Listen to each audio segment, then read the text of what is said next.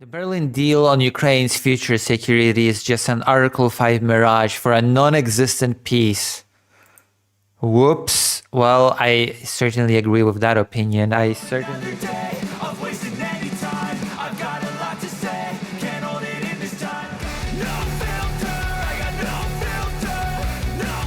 that opinion. I certainly agree with an opinion that the peace is a joke.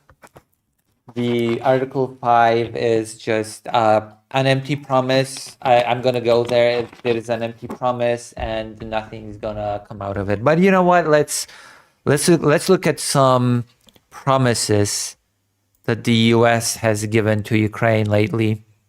Where is it? There you go. Security guarantees offered by Trump to Ukraine and a peaceful plan were revealed by the New York Times. The first document contains principles that are analogous to security guarantees under Article 5 of NATO. And I've heard a couple of different versions of how it's gonna go.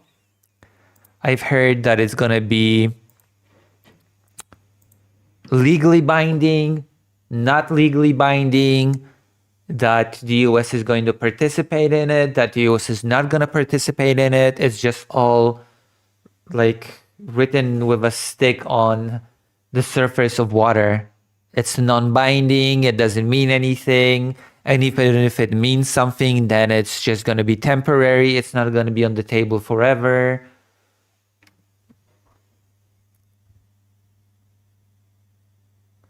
Yeah, and plus, as somebody has rightfully noted here, Trump does not even care for the actual Article 5. We've been hearing from some politicians from the US that the US will not even really care for or respect the actual Article 5. So why should we believe that the US is going to respect an Article 5-like thing? And also, I believe that part of the whole thing about NATO is Article 5. So if Russia does not want the expansion of NATO, which includes Article 5, then I have no clue why the US expects Russia to agree to an Article 5 like security guarantee from Russia. I have no clue why the US expects that without Russia being actually forced to sit at the negotiation table and agree to things, which means that Russia would have to be pressured a lot more, either through sanctions or on the battlefield, which means that the United States would have to step up its game or even have any sort of game when it comes to supporting Ukraine. Like, what am I talking about? Stepping up the game. The US has no game whatsoever right now. When it comes to, it's non-existent. The aid is non-existent. The support is non-existent. There's nothing. There is nothing.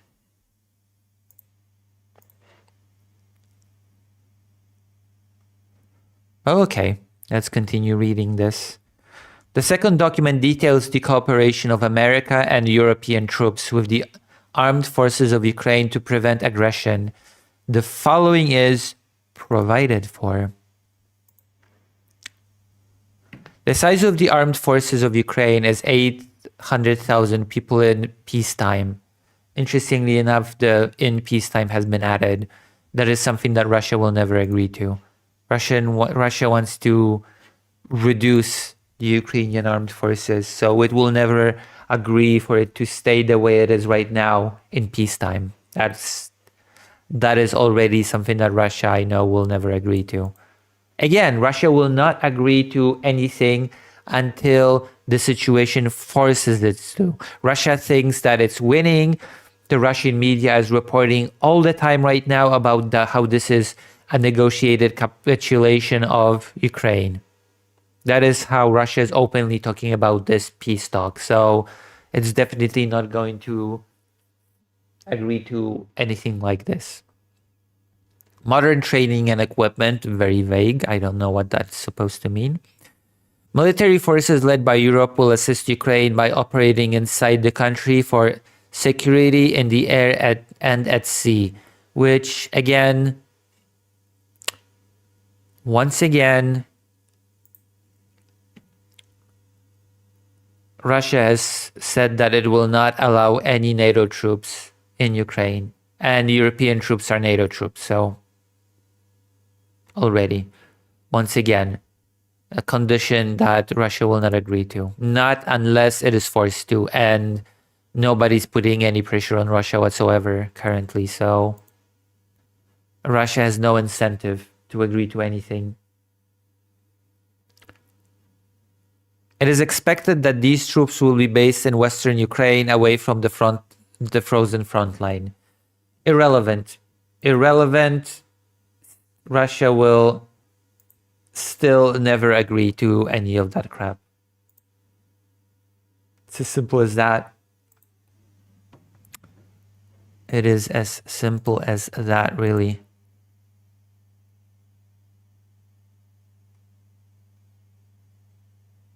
The US will help detect attempts by Russia to organize false flag operations. This is an interesting thing. It sounds very nice, but I assure you, Russia will never agree to any of that. I assure you, because Russia always does false flags attacks. So good luck. Good luck with putting this forward to Russia, and Russia saying, "Oh yeah, of course, okay, of course we're gonna allow ourselves to be supervised by the US when it comes to false flag operations." Sure thing. That's a totally realistic demand for Russia to agree to without any pressure whatsoever when Russia believes that it's winning the war. Russia, however, has repeatedly stated that it will never agree to the presence of NATO troops in Ukraine. Whoops. Well, what do you know? Ukraine plan calls for enhanced military with US and European backup. The latest proposal is designed to deter future Russian aggression, but Russia is not part of the talks and has shown little willingness to negotiate. That's accurate. That is definitely accurate. But you know what? I'm going to be honest. I'm going to be completely honest. Everybody's saying, well, not everybody. There are certain people like Trump saying that they would like a ceasefire or a peace deal before the end of the year. I think they wanted it for Christmas or something. And I just don't see it. I don't see any breakthrough happening anytime soon, to be quite honest with you. And I believe that this conflict will go for quite a bit longer. It will definitely not end anytime soon. And if you want to focus on something, you should focus your attention on the big loan that the European Union is trying to organize for Ukraine based on the frozen Russian assets, because that is the thing that Ukraine actually desperately needs right now, and it is being blocked. It is being blocked by Belgium, and it is being also opposed to by, I think, 4 countries. That is the thing that we should be focusing our attention to. This peace plan that is being discussed, maybe I will be proven incorrect, but it doesn't seem to be going anywhere. It seems to be at an impasse.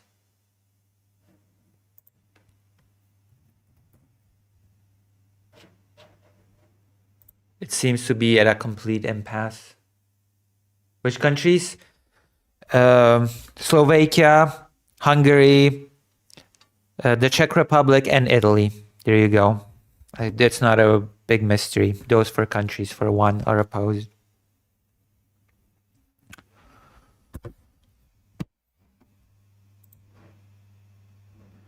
Call yesterday's meeting in Berlin historic might be premature. Merz left after 5 hours or something. Nothing was achieved once again, and it was, dare I say, a waste of time. But it was certainly a moment of political gravity, with the Atlantic Alliance fracturing. The fact that German, French, and British leaders managed to sign any kind of paper with the Trump team is a success in itself. That is so pathetic. That is so pathetic. The Americans and Europeans are no longer playing on the same team. Well, that has been apparent for a while now. That should not be a revelation at this stage of the game. This has been understood for quite a long time that Trump is not playing in the same team as Europe. Yet they managed to cobble together an agreement in principle. Yeah, it's no longer about signing an agreement. Now it became about agreeing to an agreement in principle. A European-led force to secure Ukraine's rear and regenerate its army, paired with a US-led intelligent backbone to monitor the front lines. Good luck. However, the diplomatic breakthrough operates in a vacuum. The participants hammered out a security guarantee for a peace that does not exist, dependent entirely on the whims of the Russian elephant not in the room, which I'm already telling you Russia will not agree to any of this. I cannot, spoiler alert. I'm going to spoil the whole thing for you. Russia will not agree to any of it. Russia will say that Europe is warmongering and moving things away from addressing the core reasons for this conflict happening in the first place. That is what Russia's stance will be. 100 billion%. Polish Prime Minister Donald Tusk called to an end to the fighting by Christmas, unlikely because the Russians are not very interested in peace talks or a ceasefire. Also, interestingly enough, the biggest peacemaker, the biggest art of the deals guy, Trump, apparently in private, has said that, actually, you know what? I don't think that Russia wants to stop at Donbass. I don't think Russia just wants some territories from the Donbass. I actually really think that at the end of the day, Russia just wants to take over the entirety of Ukraine. And he says that in private, but he does not really, his policy when it comes to the peace talks does not reflect that. Polish Minister Donald Tusk called an end to the fighting by Christmas unlikely because the Russians are not very interested in peace talks or a ceasefire. And that is correct. That is absolutely correct. Russia has already officially rejected any idea of a Christmas ceasefire. So I guess we're going to be seeing some Christmas bombing. That's going to be a thing. Christmas bombing is going to be a thing. You're going to see.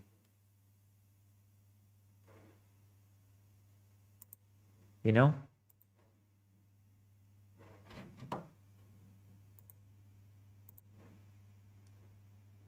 The Article 5 Mirage. The headline promises seductive. The signatories have pledged to take measures to restore peace and security in the event of a future Russian attack. To the casual observer, and indeed to many hopeful souls in Kyiv, this sounds indistinguishable from NATO's Article 5, the gold standard of collective defense that says an attack on one is an attack on all. But look closer and the mirage shimmers. The language used in Berlin borrows the style of NATO, but the substance of the European Union. Specifically, it mirrors Article 42 of the EU treaties. The crucial difference lies in two words: national procedures. Unlike the automatic tipwire we associate with NATO, for even that is more political than people realize, the Berlin deal leaves the response to the discretion of each capital, so it is in fact not legally binding. It's like, oh yeah, we're under attack, help us. You promised us an Article 5 deal. Nuclear war, World War III. Is it worth it? No, it's not.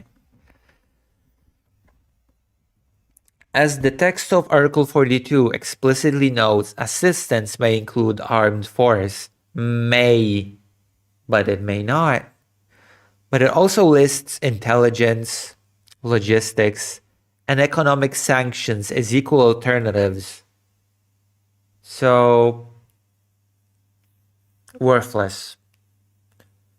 A worthless security guarantee, if there ever was one. Because, of course, Ukraine's allies are going to choose sanctions and logistics. It creates a menu of options, not a mandate for war. Essentially, Article 5 carries a clear military expectation, while Article 42 is a looser commitment to provide aid that may stop well short of armed force. So basically, what we are seeing now, and the reason why we are in this mess right now. Trump says we're closer than ever. I don't believe that. I don't believe that for a second. I will believe it when I see it. I will believe it when I see it. It is a clever piece of diplomatic engineering. It allows European leaders to promise robust protection without terrified voters in Paris or Berlin believing they have just signed up for World War III. It offers Kyiv a shield, but one that is held together by political will, which makes it worthless, because we've all witnessed just how big this political will is during the last 3 years. Not ironclad treaty law. The American question. The American question is basically, whose side is America on? And I would answer this very quickly. On Russia's side, very clearly. Russia playing for time. Russia does not care for negotiation. Russia does not care for a ceasefire or peace. Russia believes that it is winning this war, and it wants to push further and further to meet all of its military operation goals, as several politicians from Russia keep repeating over and over and over again. They will not let us forget about it. They will not let us forget that they want to achieve all the goals of the special military operation. It is impossible.